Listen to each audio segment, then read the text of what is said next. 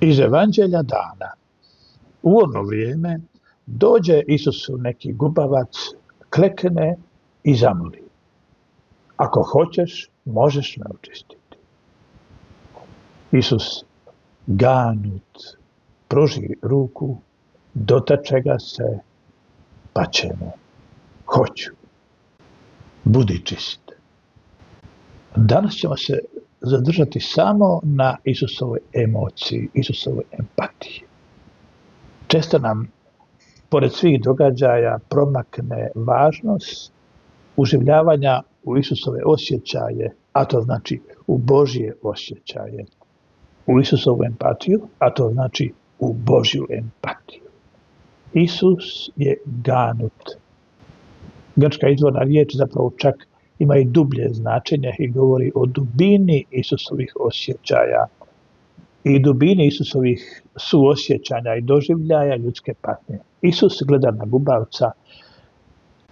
Isus, Bog, se ne može naviknuti na ljudsku patnju. On nije kao čovjek koji se može naviknuti na ljudsku bijedu, koji se može naviknuti na rugobu ljudskog grijeha, koji se može naviknuti na patnju na način da na nju više onda ne reagira. I to svojstvo čovjeka ne možemo i ne smijemo pripisivati Bogu. Bog uvijek iznova doživljava ljudsku patnju i Bog uvijek iznova doživljava ljudsku bol i ranjenost grijehom. Tako, to treba prepoznavati i u današnjem evanđelju. Gledati na gubavca, čovjeka koji je izgubio zdravlje, čovjeka koji je odbačen od društva, čovjeka koji se više ne može vratiti na svoje funkcije. I čak i ako se i taj čovjek navikne na svoju patnju i svoje novo stanje, Bog se nikad ne navikne.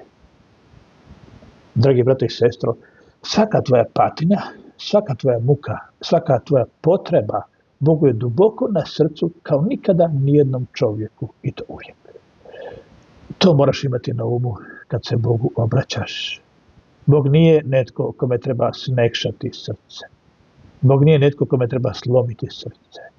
Bog je samo netko kome treba otvoriti svoje srce vjerom da uđe u tvoj život.